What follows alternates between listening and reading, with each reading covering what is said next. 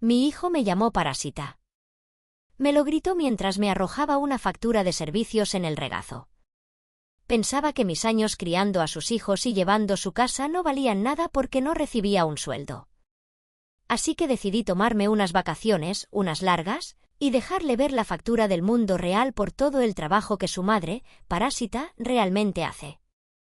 Mi nombre es Elara Valois, a mis 68 años, mi vida era un testimonio del arte del trabajo invisible.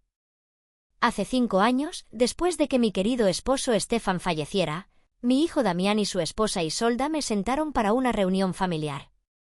Su primer hijo, mi nieto Kael, era solo un bebé, e Isolda estaba a punto de regresar a su exigente trabajo en un bufete de abogados corporativos. «Mamá», había dicho Damián con esa voz llena de una preocupación suave y ensayada, «simplemente tiene sentido que te mudes con nosotros. Estás sola en esa casa tan grande y realmente nos vendría bien tu ayuda con Kael. Es una situación en la que todos ganan». Yo no lo había visto como una situación en la que todos ganaban, sino como mi deber sagrado, mi nuevo propósito. Vendí mi casa, el hogar que Stefan y yo habíamos compartido durante 40 años, y me mudé a la habitación de invitados de su enorme casa en las afueras. Usé una parte de mis propios ahorros para ayudarles con el pago inicial de esa misma casa, un hecho que parecían haber olvidado convenientemente. Me convertí en la abuela residente, un papel que abracé con todo el amor de mi corazón. Pero durante los siguientes 5 años, a medida que llegó su segunda hija, Lyra, y sus carreras se disparaban, mi papel cambió silenciosa e insidiosamente. Ya no era la abuela que ayudaba, era la niñera no remunerada 24/7. Era la cocinera que se aseguraba de que una comida caliente estuviera lista cuando llegaban exhaustos a las 8 de la noche. Era la ama de llaves que mantenía su hogar estéril y minimalista inmaculado.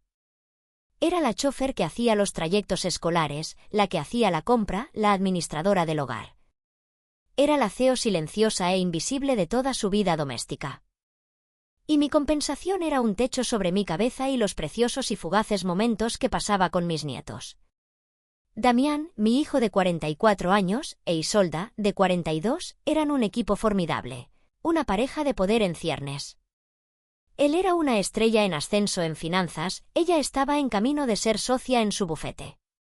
Sus vidas eran un torbellino de reuniones importantes, cenas con clientes y eventos de networking de fin de semana, una vida que solo era posible porque yo estaba en casa, manejando la sala de máquinas de su familia. Estaban completa y arrogantemente ciegos a este hecho. No veían mi trabajo, solo veían mi presencia como un costo, una boca más que alimentar, una habitación más que calentar, una línea extra en las facturas de servicios. ¿Mi inmensa contribución? Los miles y miles de dólares en cuidado de niños y servicios de gestión del hogar que proporcionaba gratis cada mes. Era completamente invisible para ellos. Simplemente se esperaba. Su gratitud inicial había sido reemplazada por una especie de aceptación casual y con derecho, y luego, más recientemente, por un resentimiento creciente y palpable. Mi presencia, antes una situación donde todos ganaban, era ahora una carga. «Mamá, ¿realmente necesitas mantener el termostato a 22 grados?» preguntaba Damián, entrando del frío, con el rostro crispado por la molestia. «Esta factura de la calefacción es astronómica. No es que te sobre el dinero, ¿sabes?» La ironía de que me dijera eso a mí era tan profunda que casi me dejaba sin aliento.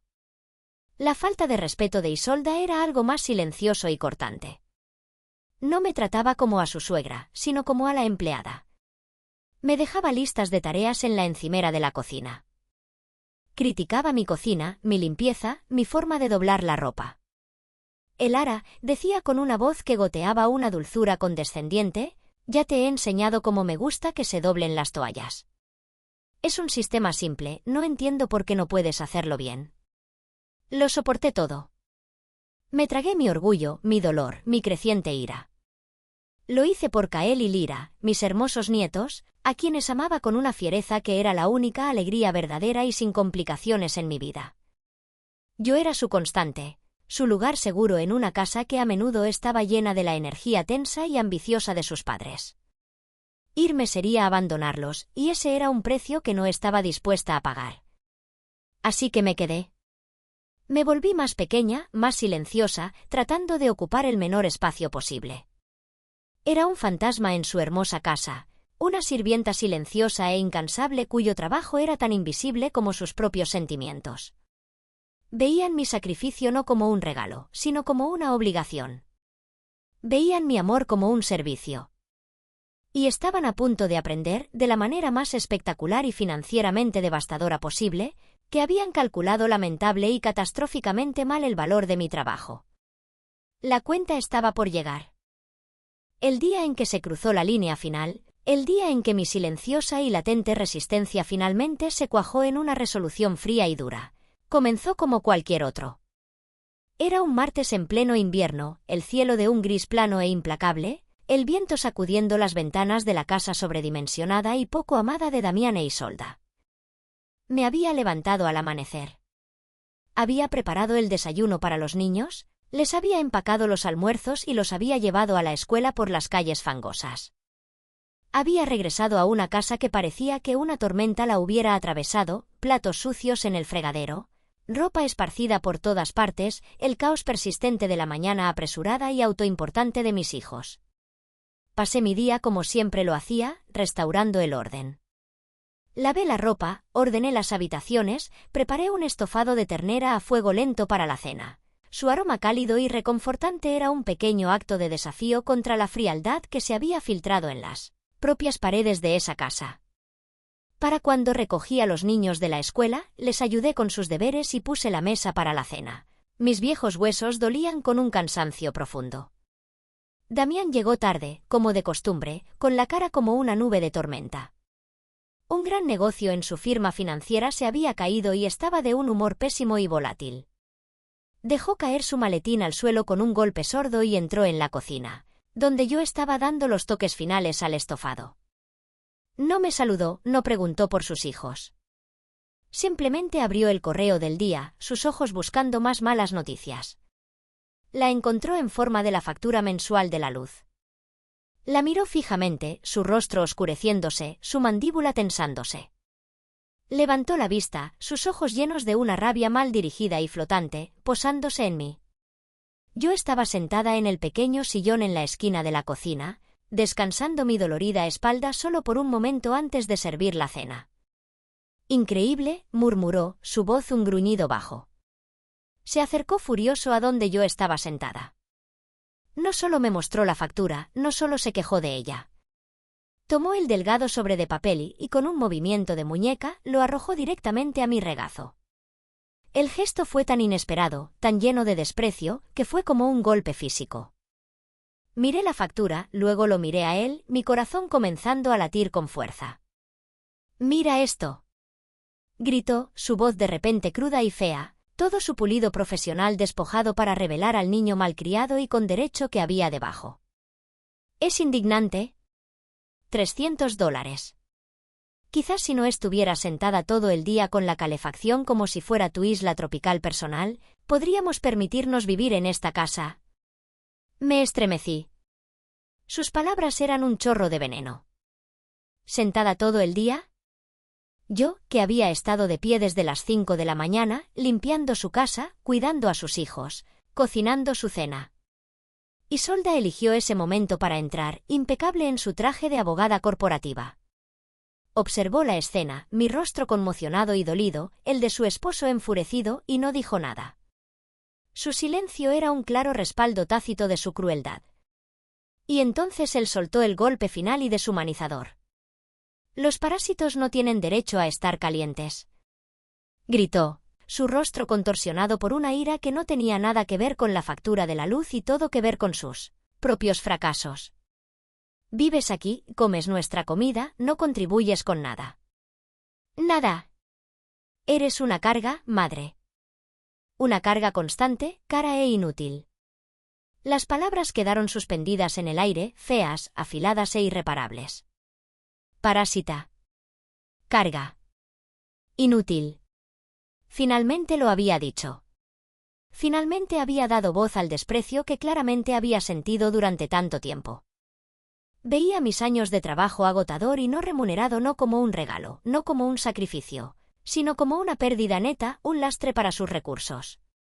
Lo miré a mi hijo y vi a un extraño, un hombre cruel y patético que arremetía contra su propia madre para calmar las heridas de su propio ego magullado. Y miré a su esposa, a su rostro frío, silencioso y cómplice. Y en ese momento, algo dentro de mí, la madre tranquila, complaciente y sufrida, simplemente murió. No grité. No lloré. No me defendí. Una extraña calma glacial se apoderó de mí. Lentamente, recogí la factura de la luz de mi regazo. La doblé cuidadosamente por la mitad y la coloqué en la mesita a mi lado. Luego lo miré, con los ojos claros y fríos. Tienes razón, Damián, dije, mi voz tranquila pero imbuida de una nueva y escalofriante autoridad. Es hora de que deje de ser una carga para ti y tu esposa. Haré otros arreglos. Él se burló, ya confundiendo mi calma con rendición.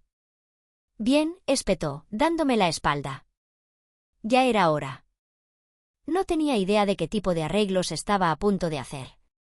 Pensaba que acababa de poner en su sitio a su madre parásita. De hecho, acababa de despedir a la CEO no remunerada de toda su vida doméstica. Y estaba a punto de aprender cuánto valían realmente sus servicios. Esa noche no dormí.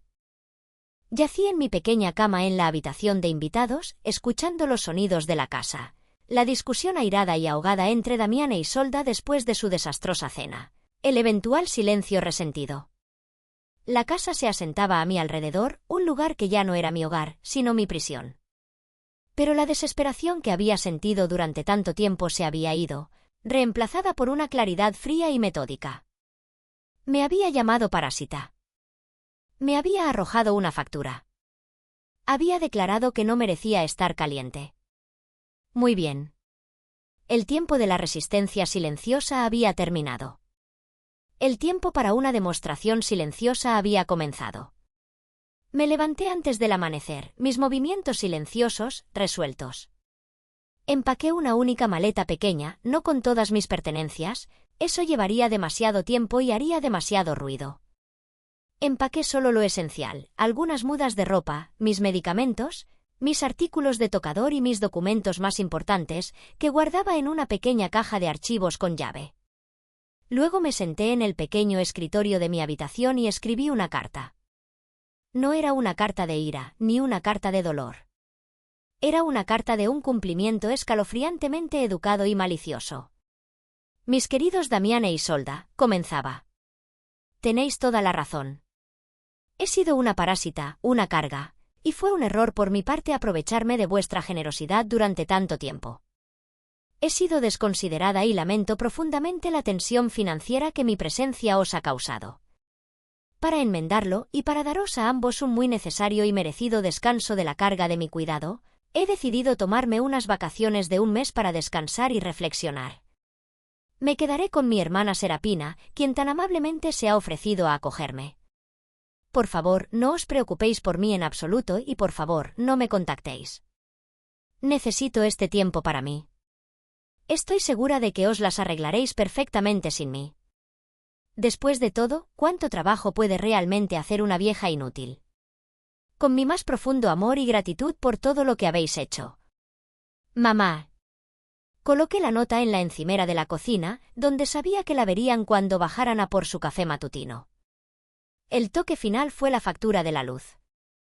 La coloqué justo al lado de la nota, con un billete de $20 metido debajo. Un anticipo de mi parte. Que se rompieran la cabeza con eso. A las 5:30 de la mañana, cuando la primera luz gris comenzaba a colarse en el cielo, salí por la puerta trasera, mi pequeña maleta en la mano. Caminé por su cuidada calle suburbana hasta la parada de autobús de la esquina, un fantasma que se deslizaba en el frío del amanecer. El taxi que había llamado la noche anterior llegó puntualmente. A la estación de tren, por favor, le dije al conductor. Mi hermana Serapina vivía a 3 estados de distancia, un viaje en tren largo pero manejable. Era la única persona en el mundo en la que podía confiar, mi hermana mayor, feroz y leal. Cuando la había llamado la noche anterior, con la voz en un susurro bajo y urgente, y le conté lo que había pasado, su reacción había sido una sarta de furiosas maldiciones poco femeninas que, por primera vez en días, me hicieron sonreír. Ese chico desagradecido y cobarde. Había siseado. ¿Y esa esposa venenosa suya? Por supuesto que vienes aquí, Elara.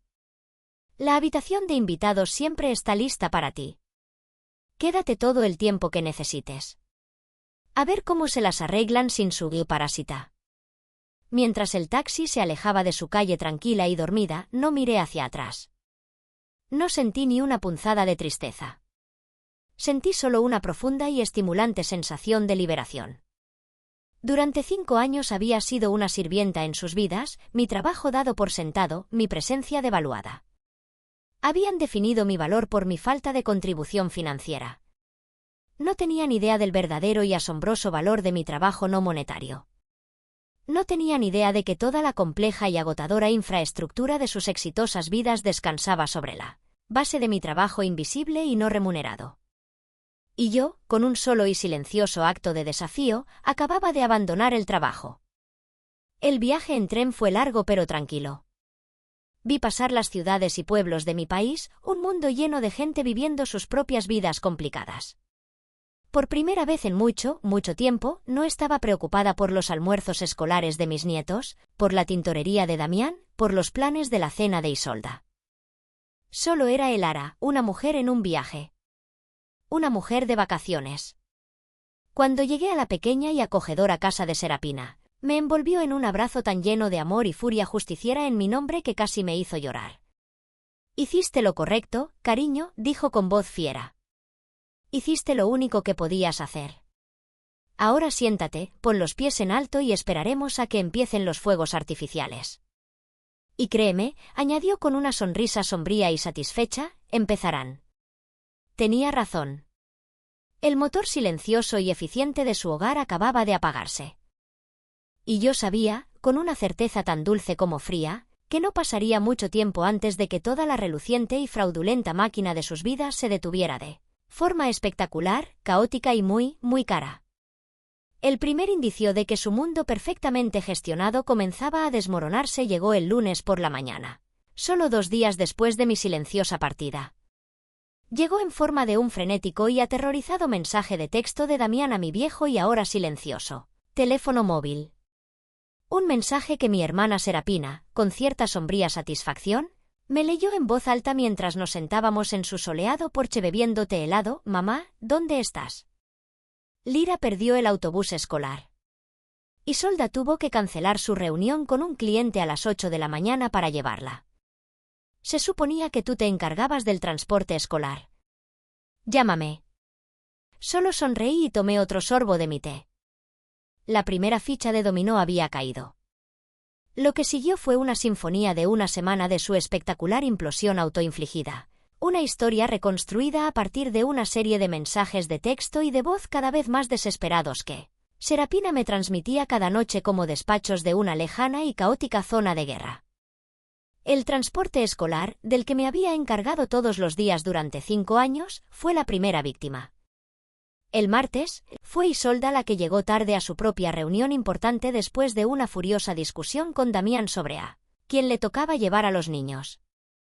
El miércoles, olvidaron empacar el almuerzo de Kael, lo que resultó en una llamada llorosa de la enfermera de la escuela. El jueves, se perdieron por completo el entrenamiento de fútbol de Lira porque ninguno de los dos pudo escaparse del trabajo a tiempo para recogerla.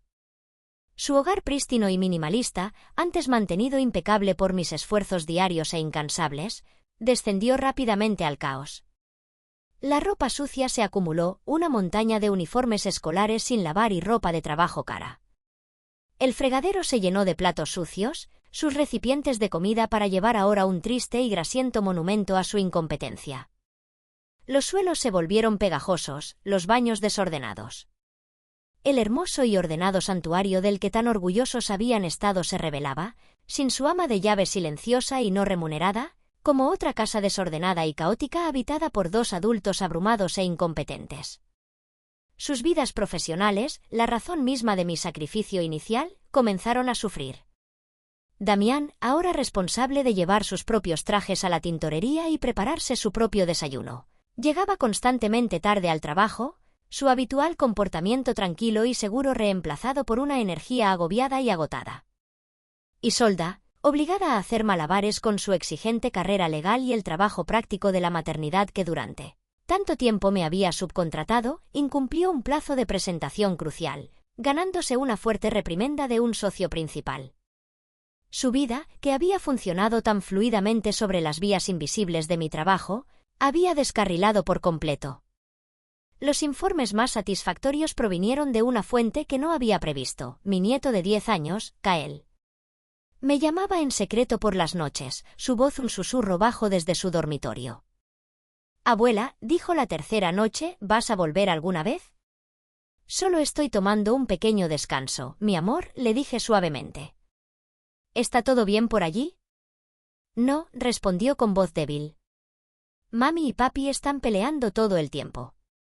Gritan sobre la ropa sucia y sobre quién debía comprar leche, y volvimos a cenar pizza de caja». La silenciosa tragedia en su voz era una acusación más condenatoria de su crianza de lo que cualquier documento legal podría ser. Al final de la primera semana, sus mensajes de pánico se habían convertido en súplicas desesperadas en el buzón de voz. «Mamá, por favor, tenemos que hablar», la voz de Damián, despojada de toda su arrogancia habitual, suplicaba en mi viejo teléfono. Esto no está funcionando. No podemos arreglárnosla sin ti. La casa es un desastre, los niños están miserables. Te extrañamos. Extrañáis mi trabajo gratis, pensé con una sonrisa fría y dura. Extrañáis mi cocina, extrañáis mi limpieza. No me extrañáis a mí. Luego vino la llamada de Isolda, una llamada tan llena de una derrota resentida y a regañadientes que era casi cómica. «Elara», dijo con voz tensa, «yo concedo que has dejado claro tu punto. Estamos teniendo dificultades. ¿Cuándo piensas terminar estas vacaciones tuyas?» «Unas vacaciones». Eso es lo que todavía pensaba que era esto. Una protesta mezquina y temporal. No tenía idea de que esto no era unas vacaciones, era una jubilación permanente. Una jubilación de ella, de Damián, de su interminable y desagradecida servidumbre. No respondí a sus llamadas, sus mensajes, sus súplicas. Dejé que se cocieran en las consecuencias caóticas, caras y totalmente autoinfligidas de su propia ingratitud. Me habían arrojado la factura de la luz y me habían llamado parásita. No tenían idea de que yo no era solo la que mantenía la casa caliente, era la que evitaba que su mundo entero se incendiara. Y ahora, todo lo que tenía que hacer era sentarme, a 3 estados de distancia, y disfrutar del calor del hermoso y espectacular fuego. La factura por mis servicios, lo sabía, estaba a punto de llegar a su puerta. E iba a ser muy, muy grande. La segunda semana de mis vacaciones, en casa de mi hermana Serapina, fue un estudio de contrastes. Mis días estaban llenos de una paz que no había conocido en años, paseos suaves, largas conversaciones, la simple alegría de leer un libro sin interrupciones. Sus días, como supe por una serie de mensajes de voz cada vez más frenéticos, fueron un descenso al caos puro y absoluto. Parecía que finalmente habían aceptado que no volvería pronto y por lo tanto, enfrentados al colapso total de sus vidas domésticas, se vieron obligados a hacer lo único que nunca en sus sueños más salvajes imaginaron que tendrían que hacer. Tuvieron que pagar por los servicios que yo había proporcionado gratis durante 5 largos años. La primera pista de esto provino de un mensaje de voz de Damián, su voz una mezcla de furia e incredulidad. «Mamá, ¿tienes idea de cuánto cuesta una niñera de último minuto? Es indignante. Todo esto es tu culpa». «¿Lo es?», sonreí. «Oh, mi querido hijo», pensé, «no tienes ni idea». Lo que siguió fue un hermoso y satisfactorio desmoronamiento de sus vidas financieras y domésticas, una historia contada en los mensajes desesperados que dejaron en mi teléfono silencioso. Resultó que se habían visto obligados a contratar una agencia de cuidado infantil premium de último minuto para cubrir los trayectos escolares, el cuidado después de la escuela y la preparación de comidas para Kael y Lira. Estas agencias, como yo sabía, cobraban un precio elevado por ayuda fiable y bajo demanda. Luego vino la limpieza. Su hogar prístino y minimalista, ahora una zona de desastre de ropa amontonada y platos sucios, requería no solo una simple limpieza, sino una intervención profesional a gran escala. Habían contratado un servicio de limpieza de alta gama, Del tipo que envía un equipo de limpiadores uniformados para restaurar el orden. Otro gasto significativo. Y la comida. Sin mis comidas caseras, vivían a base de una dieta de comida para llevar y entregas de restaurantes caros y poco saludables. Sus facturas de tarjeta de crédito, me imaginaba, subiendo a nuevas y aterradoras alturas con cada día que pasaba. La última y gloriosa pieza del rompecabezas provino de un mensaje de texto de mi nieto Kael. Abuela, mamá y papá contrataron a una señora llamada Anja para hacer la colada y esas cosas. Parece simpática, pero dice que cobra $60 la hora. $60 la hora. Por el trabajo que yo había hecho gratis, día tras día, durante 5 años. El trabajo que habían considerado inútil. El trabajo de una parásita. Al final de mi 4ª semana fuera, el día en que teóricamente debía regresar de mis vacaciones, supe que era hora de la etapa final de mi lección. No los llamé. No les envié mensajes. Simplemente esperé. La frenética y suplicante llamada telefónica de Damián llegó el último día del mes, el día en que su montaña de nuevas facturas habría vencido. Mamá, comenzó, su voz una cosa rota y derrotada que nunca antes le había oído. Tienes que volver a casa. Por favor. No podemos con esto. Acabamos de recibir la factura de la agencia de niñeras y del servicio de limpieza. Son más de $5.000 por un mes. No los tenemos. Vamos a arruinarnos. Escuché su letanía de desgracias, su patética autocompasión y desesperación, y no sentí más que una fría y dura satisfacción. $5.000, ¿dices? Respondí, mi voz tranquila, casi alegre. Vaya, eso suena caro. Parece que la buena ayuda es difícil de encontrar en estos días. Mamá, por favor, suplicó. Esto no es una broma. Te necesitamos. Estábamos equivocados. Estábamos tan equivocados. No eras una carga. Eras todo. Mantenías todo unido. Lo vemos ahora. Por favor, solo vuelve a casa. Este era el momento. La disculpa, la confesión, la admisión de su total y completa dependencia de la madre, inútil, a la que tan cruelmente habían despreciado. Era la victoria que había estado esperando. Pero aún no había terminado. Me alegra saber que has ganado un nuevo aprecio por mis contribuciones, Damián, dije, mi voz adquiriendo ahora un nuevo tono formal, casi de negocios. Y he pensado mucho en tu petición. Aceptaré volver. Aceptaré reanudar mis funciones como administradora de tu hogar. Una ola de alivio audible llegó por la línea. Oh, gracias, mamá. Gracias. Sabía que no nos defraudarías. Sin embargo, continué, mi voz tan afilada y cortante como el bisturí de un cirujano, dado que ahora habéis establecido un claro valor monetario de mercado para mis servicios, las cosas serán diferentes a partir de ahora. Mis días como parásita han terminado. Volveré no solo como tu madre, sino como tu empleada. Y mi empleo estará sujeto a un contrato formal. El silencio al otro lado del teléfono fue absoluto. ¿Un contrato? Tartamudeó. Sí, dije. Uno legalmente vinculante. Mi abogada lo está redactando mientras hablamos. Especificará mis deberes concretos, mis horas de trabajo, mis 2 días libres completos por semana. Por supuesto, hice una pausa, saboreando el golpe final y devastador. Mi salario mensual, que será, como tan útilmente habéis establecido, de $5.000 al mes. Más beneficios, por supuesto.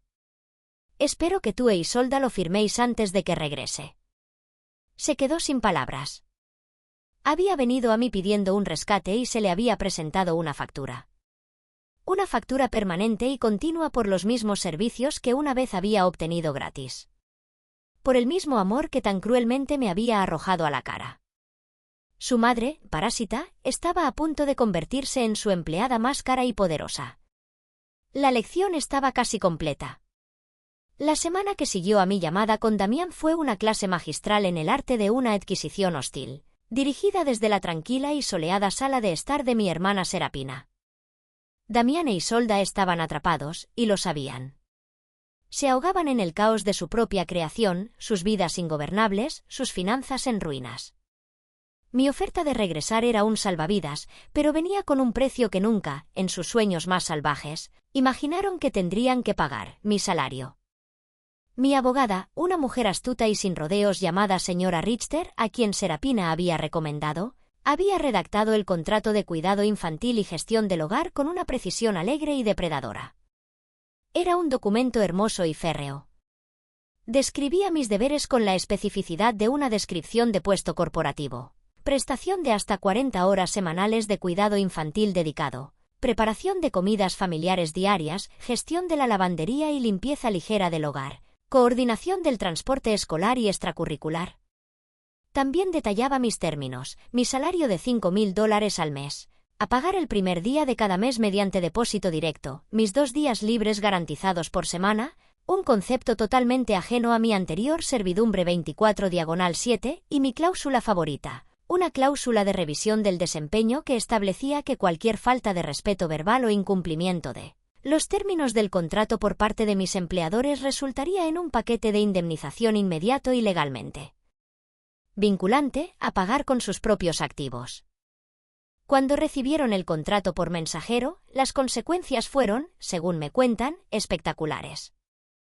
Damián había llamado a mi abogada, farfullando de rabia, llamando a los términos extorsión y locura. La señora Richter le había recordado con calma que el salario se basaba en la misma tarifa de mercado que él y Isolda acababan de pagar por mi reemplazo y que, de hecho, les estaba ofreciendo un descuento, ya que no cobraría por horas extras. Estaban en jaque mate. No podían permitirse seguir pagando por ayuda profesional y no podían permitirse no tener ayuda. Sus exigentes carreras, todo su estilo de vida, se basaban en la existencia de una administradora del hogar a tiempo completo.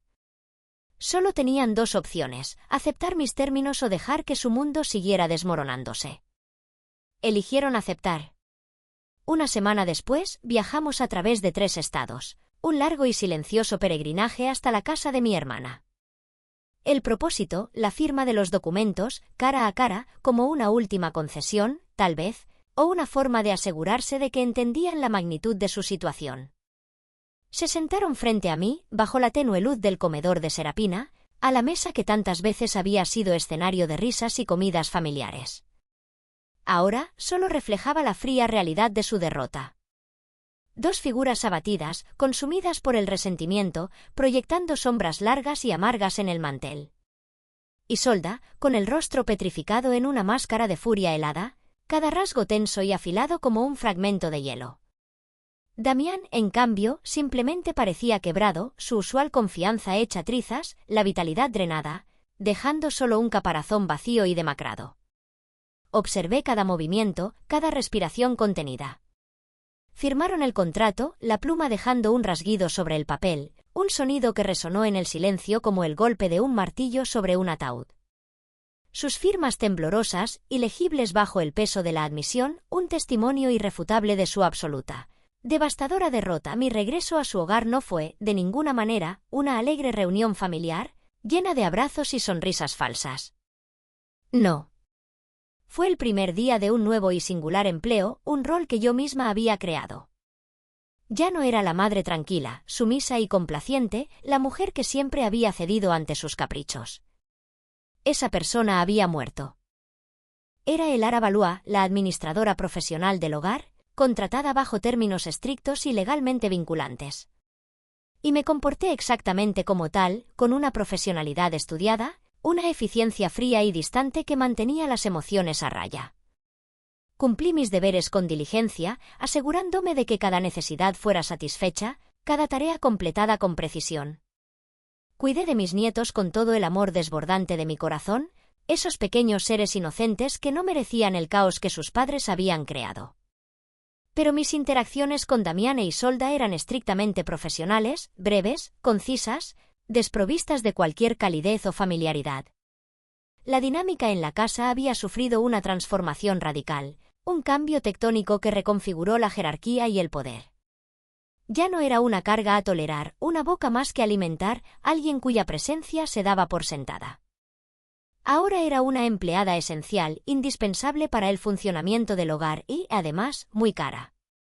Ya no podían arrojarme una factura sin más, esperando que la pagara sin rechistar.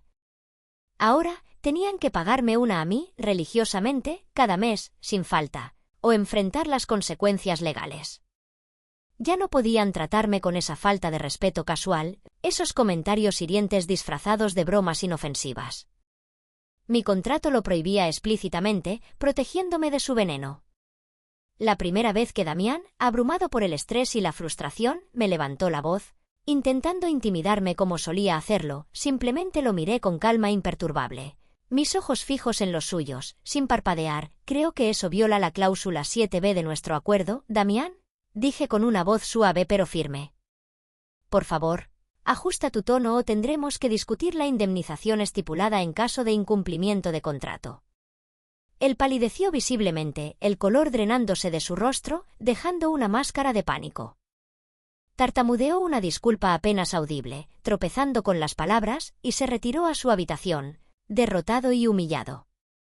Mi venganza no se basaba en su ruina económica, en despojarlos de sus posesiones materiales. No. Era mucho más sutil, mucho más perversa. Era su humillación diaria y rutinaria, la constante recordatorio de su error. Cada día se veían obligados a confrontar el valor monetario tangible de la mujer a la que habían llamado parásita, a reconocer la importancia de mi contribución. Cada mes, cuando ese pago de $5.000 salía de su cuenta bancaria, dejándolos sin aliento, se les recordaba su profundo y catastrófico error de cálculo, la magnitud de su arrogancia. Su lujoso estilo de vida, esa existencia despreocupada y derrochadora, se había desvanecido, una víctima inevitable de su nuevo y más significativo gasto doméstico, yo. Las juergas de compras de diseñador de Isolda, esas expediciones semanales a las boutiques más exclusivas, eran ahora cosa del pasado, recuerdos amargos de una época dorada que ya no podían permitirse. El coche de lujo de Damián, símbolo de su éxito y estatus, fue vendido a regañadientes y reemplazado por un sedán sensato, práctico pero carente de glamour. Se vieron obligados a vivir una vida de responsabilidad financiera, a presupuestar cuidadosamente cada gasto, la misma vida de restricciones y limitaciones que tanto tiempo habían desdeñado en mí, la vida que creían estar por encima de. Y yo, en un giro extraño e irónico del destino, había encontrado mi propia forma de jubilación, una manera de asegurar mi futuro sin depender de su benevolencia. Tenía mis propios ingresos, generados por mi propio trabajo, mi propio tiempo libre legalmente protegido, garantizado por contrato. Tenía a mis nietos, los verdaderos e inocentes amores de mi vida, la razón por la que había perseverado a través de todo el dolor. Y tenía la silenciosa satisfacción diaria de saber que había ganado, de haber superado su manipulación y desprecio. No solo había reclamado mi dignidad, pisoteada durante tanto tiempo. La había cuantificado, le había asignado un valor monetario tangible. La había notariado, dándole validez legal e irrefutable. Y ahora se la facturaba mensualmente, con intereses, como un recordatorio constante de su deuda. Querían que supiera cuál era mi lugar, que me quedara en mi rincón, callada y sumisa. Y mi lugar, resultó, era estar al mando, controlando mi propio destino.